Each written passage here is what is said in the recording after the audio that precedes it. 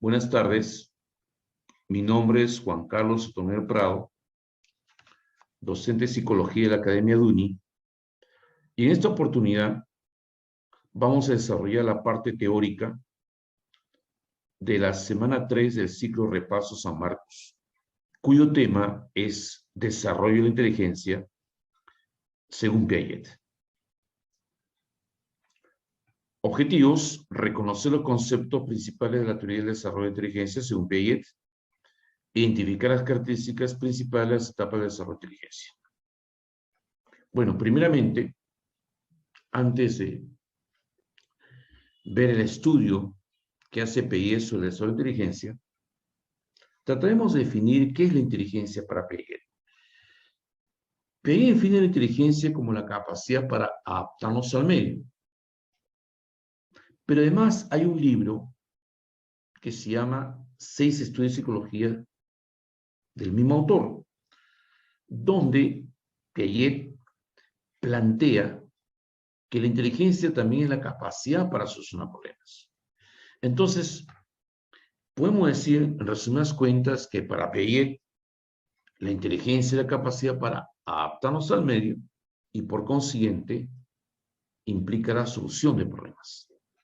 Por lo tanto, entonces, un concepto central es el concepto de adaptación al mundo. Pero para adaptarnos al mundo y sobrevivir, obviamente, tenemos que hacer uso de algunas herramientas. Esas herramientas son los esquemas mentales. ¿Qué son los esquemas mentales? Son estructuras cognitivas, son estructuras que organizan la información que recibimos del mundo. Con ello, podemos orientarnos en el mundo. Y con ello también podemos tener la facultad de solucionar problemas. Me explico. Yo no podría resolver, por ejemplo, un problema de física, supóngase de cinemática. Tengo yo que tener el esquema de lo que es movimiento, de lo que es espacio, de lo que es distancia, de lo que es velocidad, de lo que es aceleración. Pero también tendría que tener o manejar el esquema de cómo solucionar un problema de ese tipo. Se dan cuenta que con el empleo de esquemas puedo yo resolver ese problema y además también me puedo orientar porque puedo saber ante qué estoy y qué tengo que hacer. Hay dos mecanismos muy importantes que son mecanismos de adaptación y que tienen que ver con el esquema mental. Me estoy refiriendo a lo que es la asimilación y lo que es la acomodación. Antes de eso, antes de la explicación de asimilación y acomodación, tener en cuenta algo. Que una operación como sumar, restar, multiplicar, dividir, es decir, las operaciones que nosotros conocemos, tanto matemáticas como operaciones de lógica, como la clasificación o la aceleración, son esquemas. Pero también puede haber esquemas sin ser operaciones. Por ejemplo, un pequeño, antes de saber operaciones como la clasificación o el conceptual, el sumar, restar, él puede tener un esquema. Un pequeño puede decir que un perro es un animal con pelos.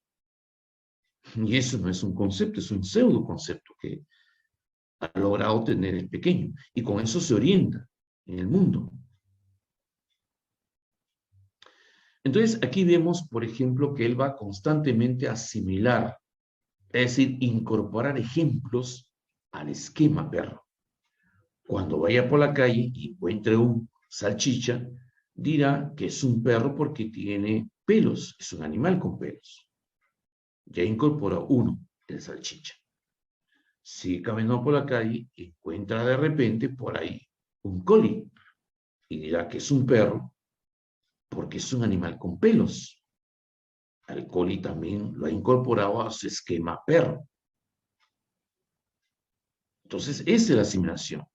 Va incorporando sucesos, hechos, ejemplos, casos, experiencias a su esquema mental.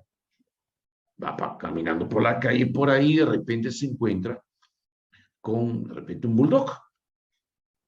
Y dirá que es un perro porque es un animal con pelos y ha incorporado pues a otro, a su esquema de perro.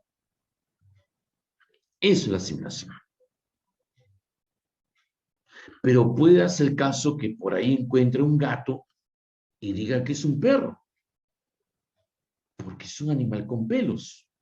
Entonces va a llegar un momento que alguien le va a corregir. Por ejemplo, a papá, y le va a decir, hijo, sí, papá, y si no es un perro, porque los perros ladran y este animal no ladra. Ah, ya. Entonces ahora el pequeño va a tener que cambiar su esquema de perro. Y ahora él va a decir que un perro es un animal que ladra. Este cambio de esquema se da gracias a ese otro mecanismo que se llama acomodación. Con la acomodación cambiamos los esquemas para que estén más acorde a los hechos, a la realidad. Al decir que el perro es un animal que ladra, efectivamente los perros son los únicos que ladran. Es decir, ya estamos ante un concepto. ¿Se dan cuenta? Entonces, mecanismos muy importantes que le permitan al pequeño adaptarse al mundo, que significa orientarse mejor y solucionar mejor los problemas, son la asimilación y la acomodación. Asimilación consiste en incorporar sucesos, ejemplos, hechos, experiencias al esquema. Pero cuando estos entren en conflicto con ciertos hechos que no corresponden a estos esquemas, entonces hay que acomodar, cambiar los esquemas. Esa es la acomodación. Si hay una asimilación, tiene que haber una acomodación. Ante una asimilación, tiene que haber una acomodación. A eso se le llama equilibrio. Si hay una asimilación, tiene que haber después una acomodación. Por lo tanto, Piaget nos va a decir que durante todo el desarrollo de inteligencia, nosotros los seres humanos vamos constantemente haciendo asimilaciones a los esquemas y después cambiando los esquemas, acomodándolos. Por lo tanto, es una constante equilibración nuestro desarrollo de la inteligencia, dice Piaget. Bien. Pero es necesario decir entonces que este proceso es cambiante. Constantemente vamos modificando los esquemas. Por eso decimos que es un proceso, este desarrollo de inteligencia, dinámico. Pero como es un proceso, entonces todo proceso tiene etapas. Por supuesto que sí. Y cada etapa, Piaget le llama estadio. Estadio, nivel, fase, periodo. Ahora también tenemos que decir que Piaget nos habla de que existen entonces funciones que son constantes. Es decir, constantemente organizamos la información. Constantemente nos adaptamos al mundo. Pero así como existen funciones constantes, también hay funciones cambiantes, variantes, porque los esquemas constantemente van cambiando para ser más acorde a los hechos. Pero eso implica que los esquemas se incorpora información, pero cuando entra en colisión, en contradicción con los hechos, tienen que cambiar. Entonces tenemos que hablar de nuevo de la asimilación y la acomodación. Asimilación, incorporar experiencias, ejemplos, casos a los esquemas, pero cuando existe un hecho que lo contradice, el esquema hay que cambiarlo. Acomodación.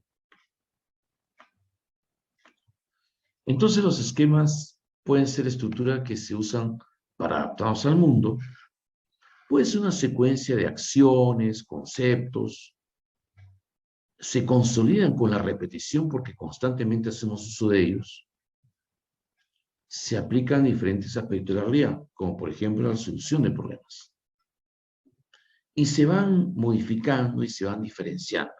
Concepto de perro, el esquema de perro se va diferenciando el concepto o el esquema de gato, ya sube de ratón, etcétera, etcétera. Y también hemos dicho, pues, que los esquemas, al ser modificados constantemente,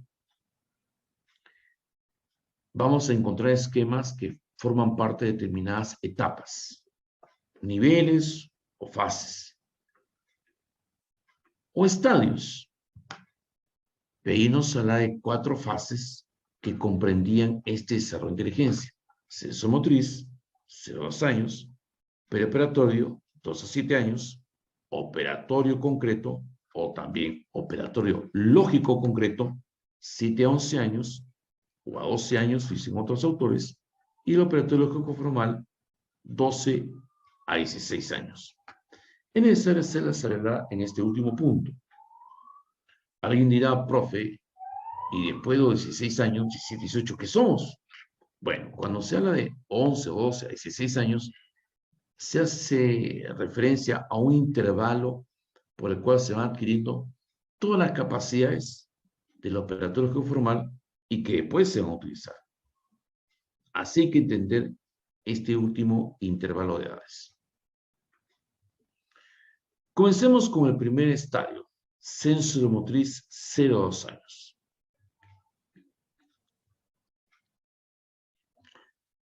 Tiene a su vez subetapas o subestadios. El primero es de los reflejos, 0 al primer mes. Aquí el pequeño comienza a desarrollar muchas acciones que son innatas. Se llama reflejos porque son acciones que se desarrollan o se realizan o se evocan ante determinados estímulos. Por ejemplo, que el pequeño, al tener su dedo en la boca, succione. O ponemos nuestro dedo en la boca, succione. O el pezón materno, succione. Esa reacción es completamente involuntaria. Involuntaria. En el segundo subestadio ya aparecen los hábitos. ¿Qué son los hábitos? Conductas aprendidas y que el sujeto ya lo realiza de manera intencional. En un primer momento fue no intencional, casual, pero ahora ya se hace de manera intencional. Es decir, cuando ya de manera intencional lleve su dedo a la boca, o 2 dedos, 3 dedos, o su mano, eso ya sería un hábito, porque ya no es algo casual, que su dedo llegó por casualidad a su boca y succionó. No, ya es un acto que constantemente hace intencionalmente. Ya es un hábito. Y por eso se llama reacciones circulares, porque se van repitiendo constantemente. Y son primarias porque actúan sobre su propio cuerpo. Experimentar sensaciones en su propio cuerpo. Es decir, sentir su boca y sentir el dedo, la sensación del dedo. Posteriormente aparecen nuevos hábitos, que son las reacciones circulares secundarias. El objetivo de estos hábitos es provocar una sensación en el entorno. Por ejemplo, botar cosas al suelo, jalar las cosas, jalar una manta, o de repente agarrar un objeto. Son acciones que buscan obtener algo del medio. Posteriormente, viene la coordinación de esquemas secundarios, 8 a 12 meses. Lo que pasa es que aquí el pequeño va a juntar, va a relacionar 2 hábitos. Algunos hábitos van a servir de medio y otros de fin. Esto permite que aparezca la inteligencia sensoromotriz y la permanencia del objeto. Habíamos dicho que la inteligencia era la capacidad para solucionar problemas. Permanece el objeto, saber que el objeto existe a pesar que está tapado y no lo ve. O que está escondido y no lo ve. A ver, ¿cómo es esto? Un ejemplo que utiliza Piaget es este. Un pequeño llora porque quiere jugar con su juguete. Supóngase que es un osito que quiere abrazar, pero el osito está lejos de él. encima de una repisa donde cuelga una manta. El pequeño, ¿qué hace? Una acción que es medio, jala la manta. Otra acción que es medio, recoger el osito. Y la acción que es el objetivo, fin, abrazar el osito que él quiere abrazar. Entonces, eso es un acto de inteligencia. No necesito de mamá. Él solo pudo resolver ese problema. Con la combinación de actos. Algunos van a ser algunos actos medio y otros actos fin. Permanece el objeto. Antes, por ejemplo, si tenía un juguete o su osito y lo escondían, él lloraba y no lo buscaba. O si lo tapaban, lloraba y no lo buscaba. Con la permanencia objeto, el pequeño está con su osito, le quitan, lo tapan con una manta, el pequeño quiere abrazar al osito, pero él sabe muy bien que el osito está debajo de la manta. Acción medio. Inmediatamente levantará la manta. Acción medio, traer el osito. Acción fin, abrazarlo porque él quiere abrazarlo. Con esto nos damos cuenta que otra vez el uso de acciones que sirven de medio y otro que sirve de fin le permite alcanzar también esta habilidad que es la permanencia del objeto. Otros subestadios es las reacciones circulares terciarias, donde el pequeño realiza muchas acciones diversas para explorar qué pasa con un objeto. Y posteriormente aparecen las primeras representaciones mentales. Por ejemplo, un recuerdo. Bien. Posteriormente, a los 2 años, comienza el estadio preoperatorio. Pero también comienza el pensamiento. El pensamiento que utiliza el pequeño es prelógico, porque no le permite entender cómo realmente funciona el mundo. Obviamente, aquí podemos hablar de un pensamiento que no es científico y por ende no todavía suma, resta, multiplica, todavía no puede manejar o entender las ciencias naturales, física, química, biología, etc. Todavía estamos en el plano preescolar. No maneja operaciones. ¿Pero qué es una operación? Una operación es una acción reversible. Es decir, es una acción que tiene su inversa. Por ejemplo, la suma tiene su inversa que la resta. La multiplicación tiene su inversa que la división. Operaciones lógicas también, como la aceleración. ¿Qué es la aceleración? Es ordenar los objetos, ordenar las dos cosas. Por ejemplo, podemos ordenar de tamaño, ordenar de más grande a menos grande, y hacerlo al revés, de menos grande a más grande.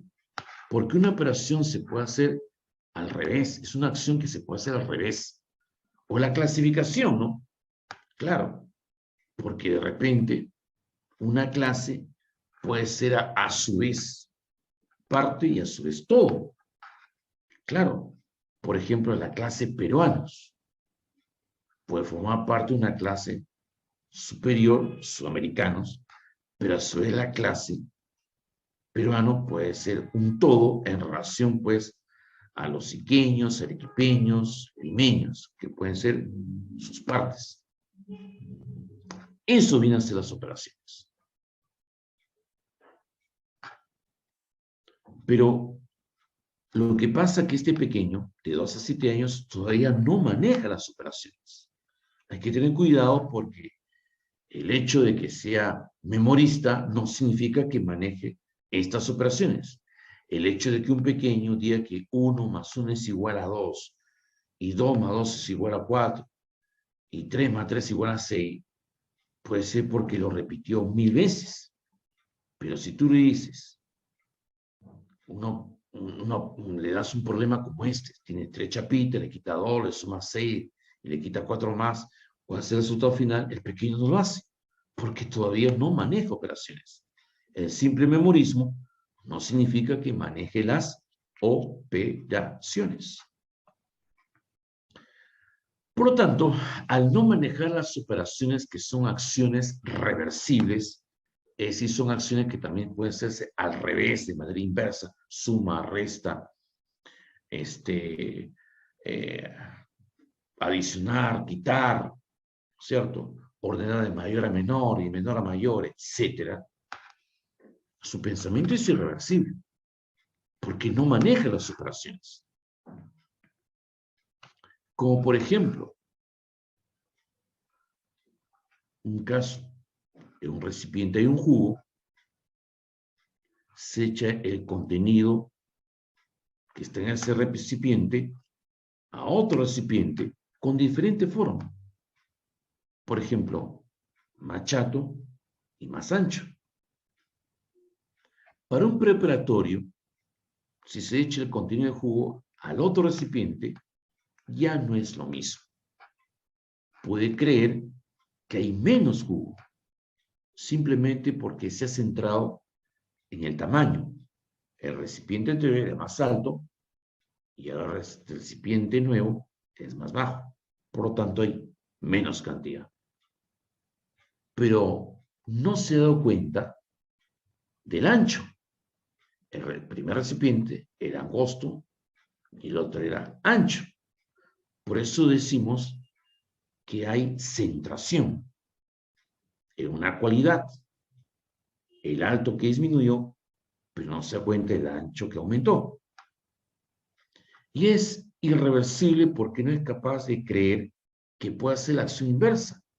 Es decir, el contenido del jugo que está en el recipiente nuevo lo puede regresar al recipiente anterior y darse cuenta que es la misma cantidad, que no se ha quitado ni agregado nada. Por lo tanto, no existe conservación ni de la cantidad, ni del peso, ni del volumen. Bien, pero además en el preoperatorio observamos la presencia de la función simbólica. ¿Qué es un símbolo?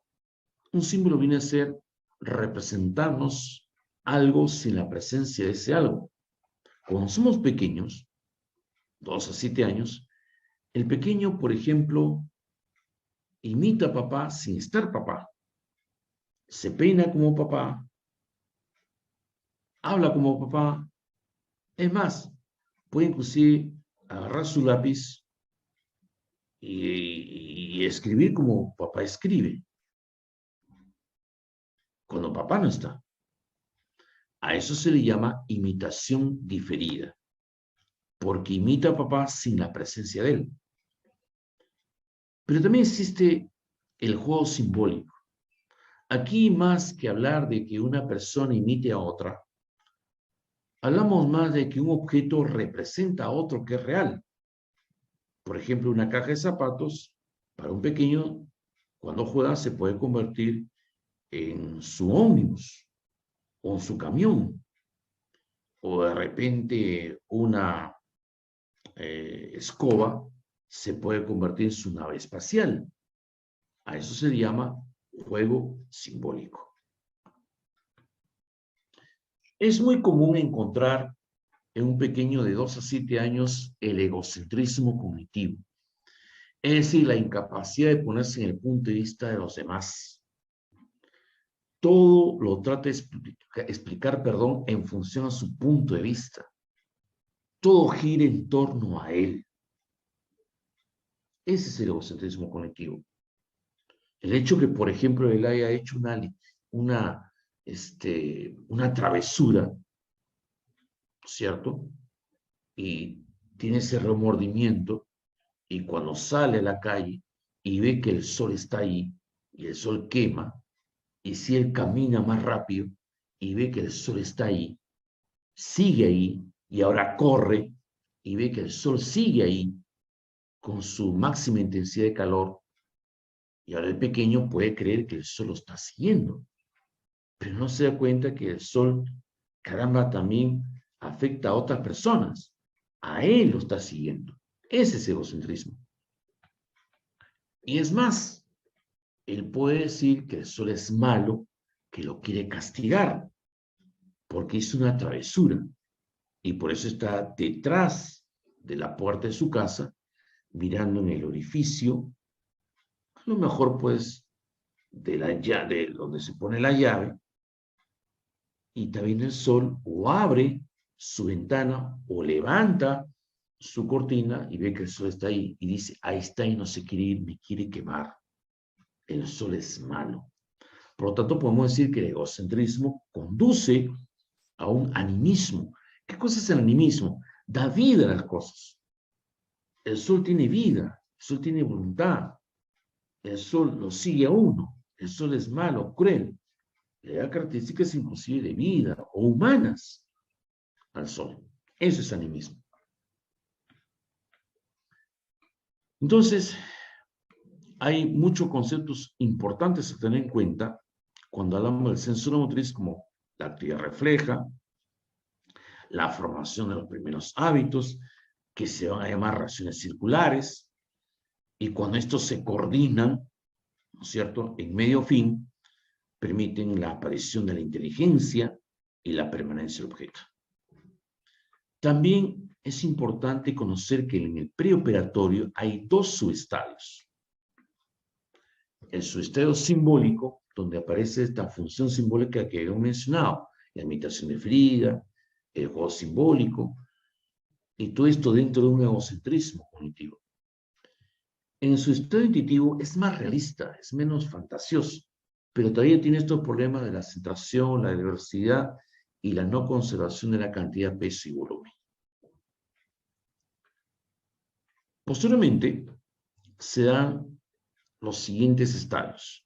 Operatorio lógico concreto, que de los 7, 11 o 12 años, y el operatorio lógico formal, 13 años o 12 años a más. Comencemos con el primero, operatorio lógico concreto. Se llama operatorio porque ya maneja las operaciones. Entonces significa que ya su pensamiento es reversible. Y si es reversible, entonces pues, caramba, hay conservación de la cantidad, peso y volumen. Entonces, ya no cae en esa centración. Hay descentración entonces. Entonces, él sabe muy bien que si bien es cierto, caramba, disminuyó el tamaño del recipiente, pero no hay que centrarse en eso, porque también hay que ver que aumentó el ancho del recipiente. Por lo tanto, hay la misma cantidad. Y es reversible porque sabe muy bien que el jugo o el líquido, al regresar al recipiente anterior, regresa a su estado inicial. Por lo tanto, hay la misma cantidad, mismo peso y volumen. Hay conservación de la cantidad, peso y volumen. Algo importante también es que aquí aparece el concepto de número.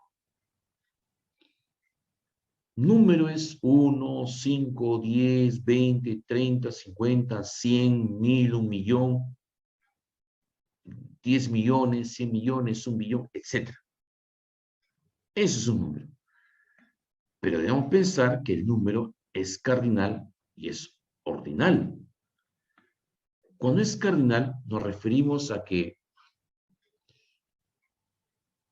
cuando se juntan determinadas unidades, forma una clase superior.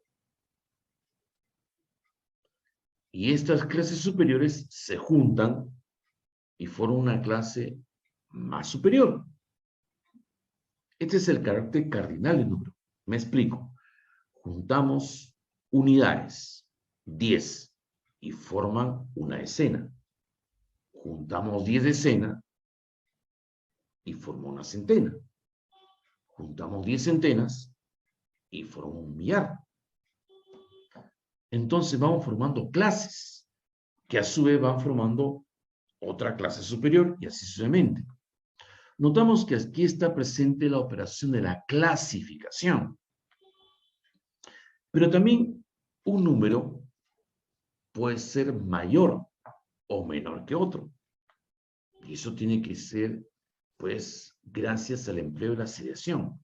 El 5 es mayor al 4, pero es menor al 6. ¿Se dan cuenta? Seriación. Pero También debemos hacer notar que el operatorio lógico concreto se llama así porque cuando él realiza estas operaciones lo realiza sobre cosas reales, inclusive que tengan que ser tangibles. Por eso cuando suma 2 más 3, utiliza sus deditos. 1, 2, 2, 3. 1, 2, 3, 5 es igual a 5. Cuando tú le dices cuánto es 5 más 3, entonces si no usa sus dedos, de repente usa chapitas. 5 chapitas más 3 chapitas, las junto, ya me da tanto. 5 más 3, 8. Entonces, el pequeño de 7 a 11 años realiza estas operaciones sobre entes reales.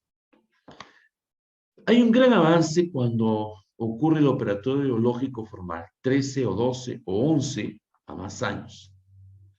Por ejemplo, aparece el razonamiento hipotético. Es decir, razonar sobre suposiciones. Nosotros podemos razonar sobre cosas reales, como lo hace el operatorio concreto. Bueno, si Juan tiene 3 años, Luis tiene 2 años y Pedro tiene 4 años, entonces, bueno, Luis es el menor. Allí estamos razonando sobre entes, sujetos o cosas reales, que lo puede hacer fácilmente el operatorio lógico concreto. Sin embargo, si le decimos ahora, suponte que Juan tenga 4 años y Luis 5 años y Pedro 1 año, entonces, ¿a qué conclusión llegarías? Obviamente que el operatorio lógico concreto ahí no podría resolver este problema. Habría una desorientación, porque él te va a discutir que Luis no tiene 5 años, sino tiene 2 años.